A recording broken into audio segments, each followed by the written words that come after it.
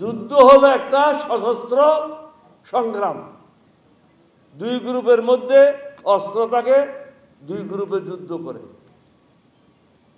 সেই যুদ্ধটা কি জন্য হয়? দেশকে স্বাধীন করার জন্য হয় বা অন্য দেশকে দখল করার জন্য হয়। এখানে তো এরকম কোনো ব্যাপার ছিল না, দেশকে স্বাধীন করার ব্যাপারও ছিল না, অধিকার করার ব্যাপারও ছিল না।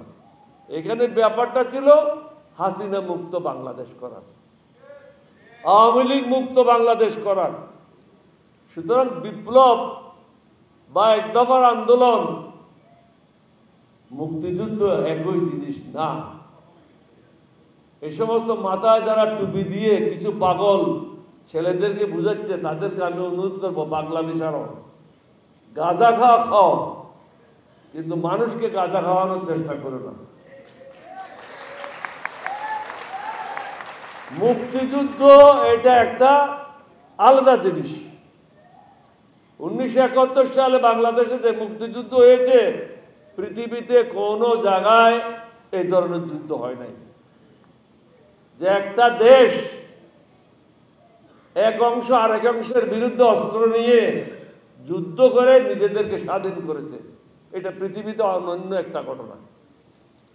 তবে ছাত্রদেরকেও আমি বলবো, তোমরা যেটা করেছো সেটা একটা অনন্য ঘটনা।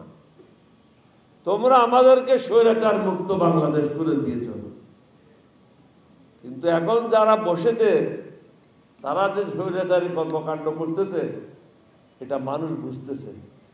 এই সরকার আসার পর শুধু একটা ফিগার আপনাদেরকে দেব, জাতি জানা উচিত সুন্দরভাবে,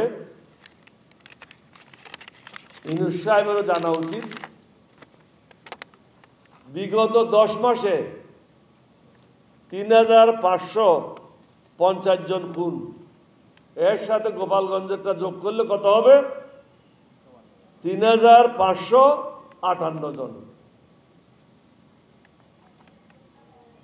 4105 জন ধর্ষণ অর্থাৎ বলৎকার করা হয়েছে, 819 জন অপহরণ। আর স্বরাষ্ট্রমন্ত্রী বলছে কি চিরুনি অভিযান করবে। চিরুনি অভিযান মানে কি? ওই আরেকজনে বলছিল আই এম লুকিং ফর শত্রুস। তো তুমিও কি লুকিং ফর শত্রুস? তুমি যদি চিরুনি অভিযান করো, এই যে ছেলেরা গেল তারা তো অবুঝ, তাদের রাজনৈতিক অভিজ্ঞতা নাই। তারা যখন গোপালগঞ্জ যাচ্ছে, গোপালগঞ্জ মানে কি? ওখানে শতকরা 10 জন মুসলমান। এটা আওয়ামী লীগের একটা ডিপো, ওখানে যাওয়ার জন্য তুমি প্রয়োজনীয় ব্যবস্থা নেবে না? ইউনূস সাহেবের উচিত ছিল ওখানে আগে আর্মি ডিপ্লয় করা। আজকে ভারত মুক্ত বাংলাদেশ করতে হবে, এটাই হলো 1 নম্বর এজেন্ডা। ঐক্য কখনো হবে না যদি এটা এক রাস্তায় না আসে। কেউ সিলেটের দিকে যাবে, কেউ চট্টগ্রামের দিকে যাবে, কেউ বরিশালের দিকে যাবে, এতে কোনো ঐক্য সৃষ্টি হবে না। এখন সংস্কার দিয়ে ঐক্য করতে চায়। এই ঐক্য করার আগে পূর্ব শর্ত হলো ভারতের দালালদের কাছ থেকে বাংলাদেশকে মুক্ত করতে হবে, হাসিনার দালালদের হাত থেকে বাংলাদেশকে মুক্ত করতে হবে। এখনো ইউনূস সাহেব এই কাজটা করতে পারে নাই, যার কারণে জনগণ প্রতিটা মুহূর্তে বিপদের সম্মুখীন হচ্ছে।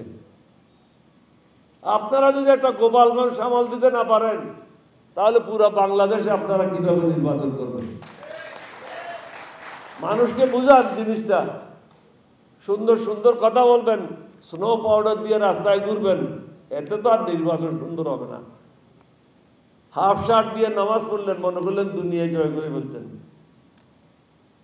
আমাদের হাফ শার্ট দরকার নাই, হাফ প্যান্টও দরকার নাই। আমাদের দরকার হলো দেশে শান্তি। আপনি নামাজ পড়তেছেন, এটা আপনার ব্যক্তিগত বিষয়। এখন দেখলাম ফেসবুকে কোন মন্ত্রী কত ভালো কাজ করতেছে, কত নামাজ পড়তেছে, কপালে কার দাগ লাগে গেছে। কপালে কিভাবে দাগ লাগে বলেন? আমি তো নামাজ পড়তেছি, আমার যখন 10 বছর বয়স তখন থেকে আমার কপালে তো দাগ লাগে নাই, কারণ ওখানে ঘষাঘষি করতে হবে, ঘষাঘষি করলে কপালে দাগ লাগবে। এরকম কিছু লোক আছে মন্ত্রিসভায় ঘষাঘষি করতেছে। অনুরোধ করবো এই সমস্ত ঘষাঘষি বাদ দেন। এখন ইউটিউবে কিছু লোক পয়সা দিয়ে তারা যে ভালো কাজ করতেছে এগুলি প্রকাশ করতেছে। আরে গাদা, তোরা গাদা হইতে পারস, মানুষ তো আর গাদা না, মানুষ তো দেখতেছে।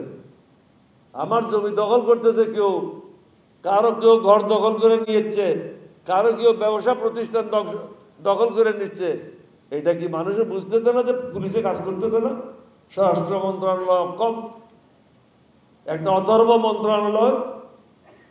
বাংলাদেশে যদি কোনো অথর্ব মন্ত্রণালয় থাকে এটা হলো স্বরাষ্ট্র মন্ত্রণালয়।